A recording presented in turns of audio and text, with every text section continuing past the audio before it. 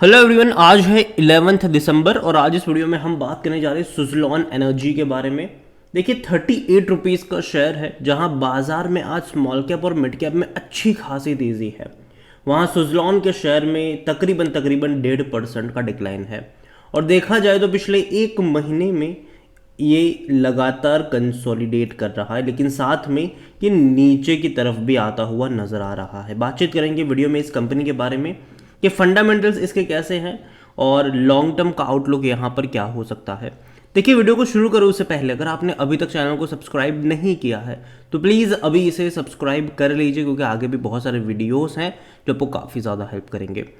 तो सुज़लॉन देखा जाए तो 38 रुपीज़ का शेयर है, एक महीने में 1.5% की गिरावट है। लेकिन अगर 42 रुपीज़ का लेवल से कंपेयर करेंगे अगर करेंगे तो गिरावट ज़्यादा है। इससे पहले 37 पे क्या था, तेज़ी आ गई, लेकिन उसके बाद देखा जाए तो वो लगातार गिरावट ही दिखा रहा है। अगर आप एक साल का ग्राफ देखोगे तब तो मज़ा आ जाएगा। 272% का ग्रोथ है, बेहतरीन तेज़ी थी। ₹8.5 का शेयर जो था वो भैया 40 रुपये से भी ऊपर निकल गया, वो भी बहुत ही कम टाइम में। और अभी कंसोलिडेशन का टाइम है, क्योंकि इससे पहले भी अगर आप ग्राफ देखोगे ना तो कई बार ऐसा बीच में हुआ है कि एक बड़ी रफ्तार के बाद कंसोलिडेट किया, लेकिन इस बार की तेज़ी कुछ ज़्यादा ही बड़ी थी। और रीज़न भी थे भाई साहब, ठीक है, इन्होंने अपने डेट को कम कर दिया, कम क्या ऑलमोस्ट ख़त्म कर दिया। इसके अलावा कई सारे बड़े ऑर्डर्स इनको मिले। गवर्नमेंट भी अब इस सेक्टर पे बहुत ज़्यादा फोकस कर रहा है। इसके अलावा देखा जाए तो इन्होंने बड़ा पैसा भी रेज करा था, जिसका इस्तेमाल ये आने वाले टाइम में एक्सपांशन को लेकर करने वाले हैं। तो चीज़ें बेहतर हो रही है इनके लिए। और मैनेजमेंट का भी जो अप्रोच है वो ग्रोथ की तरफ नहीं, प्रॉफिट की तरफ नज़र आ रहा है। क्वार्टरली रिजल्ट्स अच्छे नज़र आ रहे हैं इनके, जिसके चलते आप देखो तो भाई साहब बेहतरीन से बेहतरीन रफ्तार आई। लेकिन जब ₹8 का शेयर 40 से ऊपर जाता है तो भाई साहब गिरावट एक्सपेक्टेड रहती है। तो इस बार भी वो एक्सपेक्टेड है और थोड़ा बहुत करेक्शन और फर्दर यहाँ पर आने के चांसेस ज़रूर है, लेकिन मौके भी उतने ही अच्छे नज़र आएंगे आपको यहाँ पर। अगर सुज़लॉन की अगर आप वेबसाइट पे जाओगे तो भाई साहब कंपनी जो है वो विंड एनर्जी सोल्यूशन जो है उसमें सबसे ज़्यादा काम करती है। और इंडिया ही नहीं, इंडिया के बाहर भी इनकी बड़े पैमाने पर प्रेजेंस देखने को मिल रही है। तो ये एक अच्छी बात है इनके लिए। अगर देखोगे तो नंबर 1 रिन्यूएबल सेक्टर है। इसके अलावा इंस्टॉल कैपेसिटी अगर आप देखोगे तो 20,290 से भी ज़्यादा मेगावाट की है यहाँ पर। और इंस्टॉल ऑलरेडी इतने सारे इन्होंने कर दिए, 12,780। ग्लोबली कस्टमर्स 1,900 से भी ज़्यादा के हैं इनके। और धीरे धीरे चीज़ें बेहतर तो हो रही है, लेकिन यहाँ पर एक और खेल है और वो है वॉल्यूम का। वॉल्यूम अगर आप देखोगे तो कंपनी में बहुत बड़े पैमाने पर शेयर भी ट्रेड हो रहे। अभी जस्ट बाजार खुला ही है कि 1 करोड़ शेयर ट्रेड हो गए यहाँ पर। और देखो ये अभी ट्रेंड में भी है, लंबे समय से ये ट्रेंड में है। जब से इसने रफ्तार मतलब दिखाना शुरू कर किया है तब से ये ट्रेंड में है। जहाँ तक बात करी जाए इस कंपनी को लेकर तो according to Moneycontrol user 100% लोग कह रहे हैं खरीदारी करो। कंपनी में अगर आप नज़र करेंगे तो इनके नंबर्स आप देखोगे तो अच्छे हैं, बुरे नंबर्स नहीं है। रेवेन्यू वाइज उतना बड़ा ग्रोथ आपको देखने को नहीं मिलेगा, लेकिन प्रॉफिट वाइज देखोगे तो भाई साहब कंपनी 100 करोड़ का प्रॉफिट कर रही है। हालांकि जो 319 करोड़ है वो ये वन टाइम ज़्यादा आ गया था, वरना उससे पहले देखा जाए तो सितंबर से पहले लॉस में थी ये कंपनी।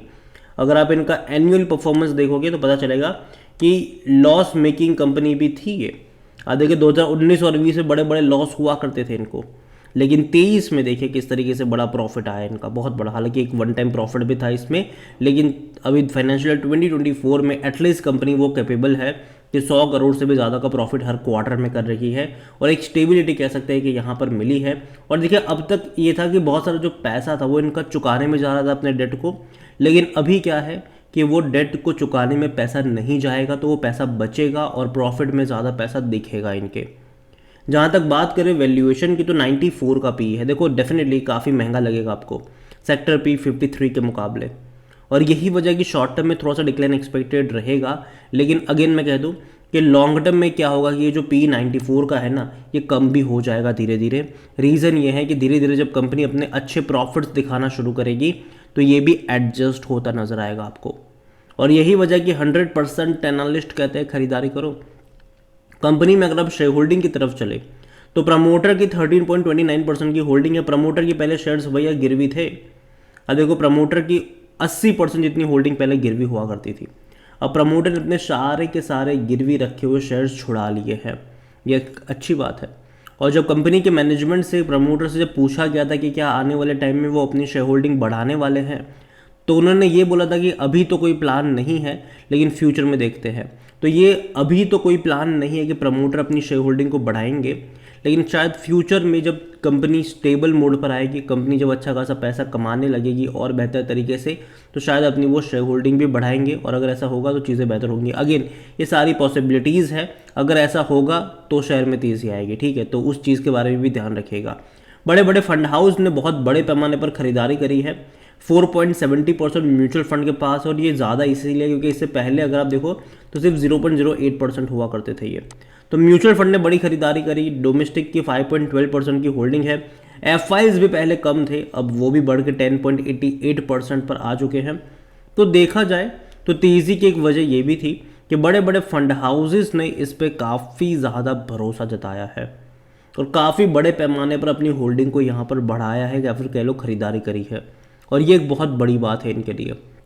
जहाँ तक रिटेल और अदर की बात करिए तो 66.02% की होल्डिंग है, जिनमें से रिटेल इन्वेस्टर 24.09% की होल्डिंग लेकर बैठे हैं। अदर पार्टीज 41.92% की होल्डिंग पर है। देखिए ओवरऑल ना सुज़लॉन के बारे में अगर मैं देखूँ तो कंपनी, अगर आप ग्राफ देखो तो डेफिनेटली ये जो तेज़ी है वो 5 साल का ग्राफ अगर आप देखो तो ये जो तेज़ी है वो डेफिनेटली डराने वाली तेज़ी कह सकते हो। लेकिन साथ में हम ये भी कह सकते हैं कि लंबे समय से कंपनी कोशिश कर रही थी अपने डेट को रिस्ट्रक्चर करने के लिए, अपने डेट को चुकाने के लिए, और फाइनली जब वो चीज़ हो गई तो तेज़ी आना लाजमी था। लेकिन हाँ, जब इतनी बड़ी तेज़ी आई तो भाई साहब महंगा भी हो गया, तो करेक्शन भी एक्सपेक्टेड रहेंगे यहाँ पर और गिरावट भी एक्सपेक्टेड रहेगी। और मेरे हिसाब से अगर ये गिरावट दिखाता है, अगर यहाँ से ये और 15-20% गिर जाता है तो कहीं ना कहीं मौके बनेंगे, अट्रैक्टिव ये हो जाएगा उस लेवल के आसपास। कंपनी ख़राब नहीं है, कंपनी डूबने वाली अब मुझे नहीं लगती अगर मैं कह दूँ, और कंपनी धीरे धीरे स्टेबिलिटी की तरफ जा रही है।